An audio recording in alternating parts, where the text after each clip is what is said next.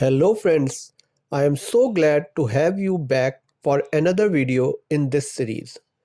Welcome back to Infodatamatrix, where we talk about practical AI systems architecture. If you caught our last video, we talked about why synchronous AI apps often fail in production. They work in demos, but under real traffic, they become fragile because AI workloads are slow, bursty, and difficult to scale in a simple request response model. So, the big question here is if synchronous AI architecture is a problem, what does a better architecture actually look like? That is what we are covering today. In this video, we will understand how Kafka powers AI pipelines, why event-driven design matters, and how multiple AI processing stages can work together in a reliable production system. When many developers hear the term AI pipeline, they start imagining something very simple, like one application calling one model. But in production, that is not what really happens. A real AI workflow is a sequence of steps.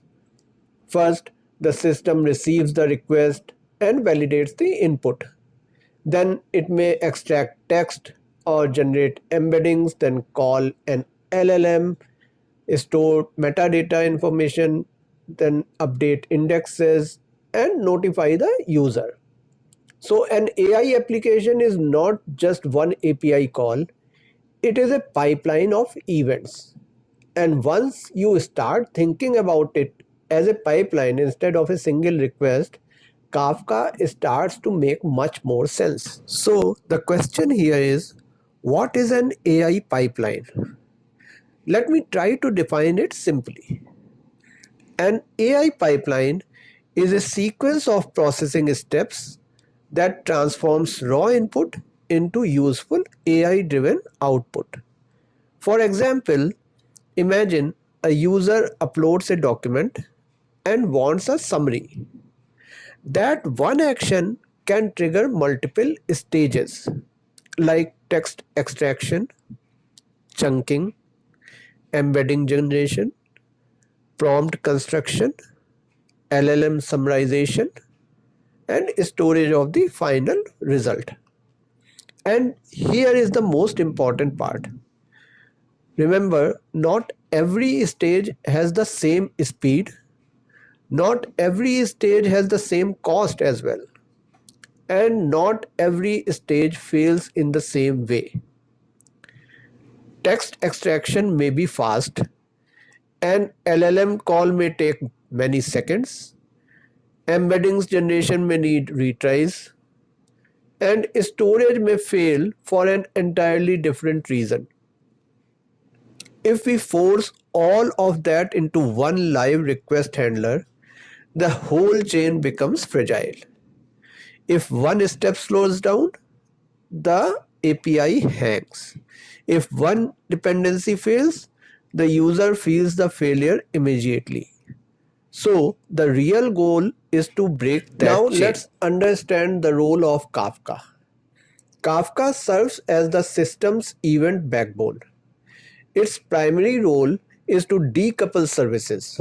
Rather than having one service handle the entire process, Kafka enables specialized services to operate independently and stay in sync through event-driven communication. For example, the API publishes an event like document submitted, then an extraction service consumes that event and publishes text extracted event. A summarization service consumes that and publishes another event summary generated. Now see here, the system is no longer one tightly coupled chain. It becomes a set of independent services, each doing one part of the work and talking through durable events. And this is the key idea I want people to remember. Kafka is powerful not just because it moves messages around, it is powerful because it gives us a durable, replayable flow of events across the pipeline. And that is why it becomes the backbone. Now, let me add one very practical design rule. Do not push large payloads like a 20 MB PDF directly through Kafka. This is a common mistake and it causes problems very quickly. Kafka is designed to be a high throughput distributed log. It is not meant to behave like a blob store. Large messages reduce throughput, increase pressure on brokers and consumers, and can create producer timeouts and instability. So, what should we do instead? We should use something called the claim check pattern. A simple way to understand it is to think about airport baggage. When you travel, you do not carry your heavy suitcase everywhere through the airport. You hand it over, and in return, you keep a small ticket that points to it. That is exactly the idea here. In this design, the PDF is the suitcase. Object storage like S3 or Azure Blob is where the suitcase is stored. The Kafka message is the ticket that points to it. So the flow becomes store the large files in object storage, send only a lightweight JSON reference through Kafka, let downstream workers fetch the file only when they actually need it. This keeps Kafka lean, fast, and stable. Now let's talk about why this architecture works so much better in the real world. Here is how Kafka transforms your architecture from a fragile pipeline into a resilient production-grade system. Number one is decoupling, where each service focuses on one responsibility. The API does not need to understand how embeddings are generated. The embedding service does not need to know how the frontend behaves. The notification service does not need to wait inside the same request thread. This makes the system easier to evolve. Second is scalability. Different stages can scale independently. Let's say if text extraction becomes heavy, scale that service. If LLM summarization becomes a bottleneck, scale that consumer group. If indexing becomes slow, tune that stage without redesigning everything else. Third, fault isolation. If one stage fails, the entire pipeline does not have to collapse. Maybe embedding generation is temporarily failing. That should not necessarily stop metadata logging or request tracking.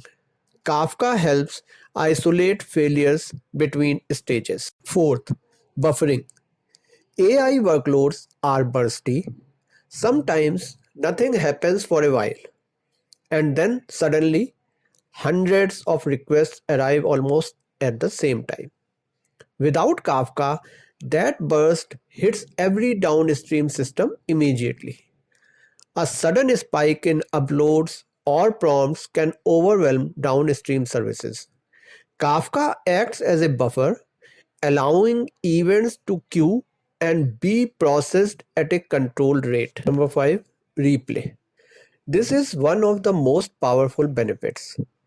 If you change your embedding model, adjust your chunking logic, or need to reprocess failed events, Kafka gives you replay capability. Imagine you processed 10,000 documents using one model, and later you want to improve the output using a newer model. You can start a new worker, read the event history again, and reprocess that data. That is a huge architectural advantage in AI systems. Production systems do not fall in clean, predictable ways. Some failures are temporary, like network issues, rate limits, or provider timeouts. Others are permanent, like malformed payloads, unsupported formats, or invalid schemas. That is why a mature Kafka design needs controlled retries, maximum thresholds, and dead letter queues to park unprocessable messages without blocking the main flow. But building a resilient architecture is only half the battle. You have to know how it behaves under pressure. To monitor a production pipeline effectively, you need visibility beyond basic infrastructure uptime. You need to watch the metrics that define actual flow, like consumer lag to spot bottlenecks, retry volume to detect intermittent downstream instability, dead letter counts to catch systematic payload drift, end-to-end latency to ensure SLA compliance. That is how you operate a resilient production grade pipeline, not just a demo. By now, you should have a clear sense of the Kafka advantage. So, when people ask, why do we use Kafka in AI, you can give them the real answer. It's not just a queue, it's the backbone that keeps your AI from breaking when the real world hits it. We use Kafka because AI systems are not single calls, they are multi stage, uneven, bursty, and failure prone pipelines. Kafka gives us the structure to handle that reality through decoupling, buffering, target scaling, fault isolation, replayability, and operational control. In the next video, we will make this much more concrete by moving into the practical side and building step by step. If you found this video useful, please like, share, and subscribe to Infodatamatrix for more practical content on AI systems architecture. And do let me know in the comments what production challenges have you faced in AI systems and what topic would you like me to break down next. Thanks for watching, and I will see you in the next video.